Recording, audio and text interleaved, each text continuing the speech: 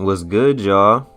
I'm Joshua Myers, also known as Mobon Kiki, and I'm an illustrator and comic book artist from Columbus, Ohio. Today I want to talk about my love for working with ink and why I think you should try it. I started my inking journey around 2nd or 3rd grade to outline the drawings I made because I would make fan-made comics of Dragon Ball and Naruto. I would ink the cover and random illustrations that I liked the most. I would use the Microns that I got my dad to get me from Michaels and continue to outline my pictures so they would be bold and appear like they're in a comic book or animation. It was the closest I could get to my drawings looking that way at the time because I wasn't that experienced,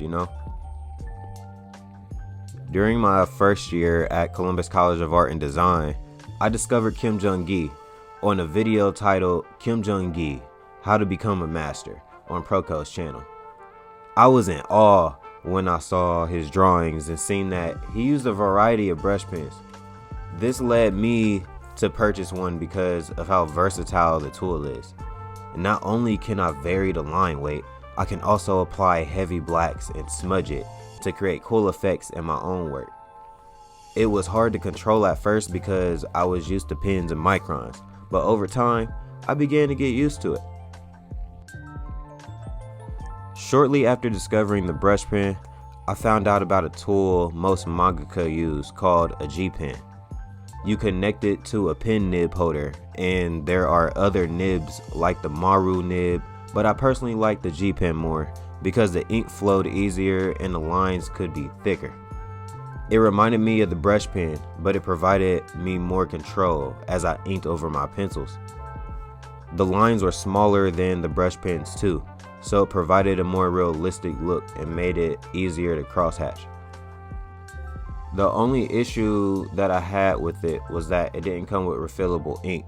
I had to continue to dip the pen, and that meant I had to bring a bottle of ink with me everywhere.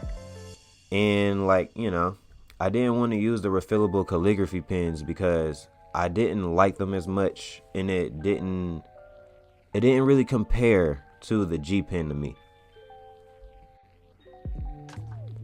I started taking a hand lettering class during my senior year and found out about a Rapidograph. It was so consistent with its lines, and it was refillable. It was way better than any Micron I've ever used because the ink would not fade after I erased my underdrawings. It even lasts for a long as they're properly taken care of. I've heard of some people who've had them for years, like over 30 years, and they still work. And it's a pen that it's truly worth the investment. I just wish it came with multiple sizes like the Microns do. It comes in those little packs between like the 0.01s through like a 0.8. The Rapidographs don't do that. You just get one size, and that thing like $30+, maybe $20 if you could find one for a good price. And in due time, I would like to collect more, but collecting more will require more money, but I can collect them in due time. During Inktober 2024, I used a mix of every tool I mentioned so far, in addition to Photoshop and Clip Studio Paint to clean up my scanned artwork. I started to gravitate more and more towards my brush pens, especially the refillable Pentel brush and Copic brush. I could ink way faster with these tools when I was in a time crunch, and it provided the amount of contrast I liked quickly. I would use my Rapidograph or ballpoint pens to crosshatch, ink finer details, and letter my illustrations. These tools make my art stand out and provide the dynamicism I love to convey.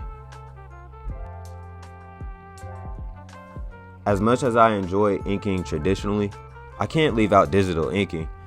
Digital inking is amazing because of the variety of textures and brushes that can be made.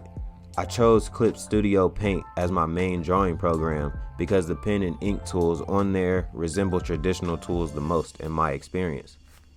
My only issue with working digitally is I tend to zoom in too much and overly fixate on lines that the viewer won't see much of. This makes my inking process slower at times compared to how fast I ink traditionally with brush pens.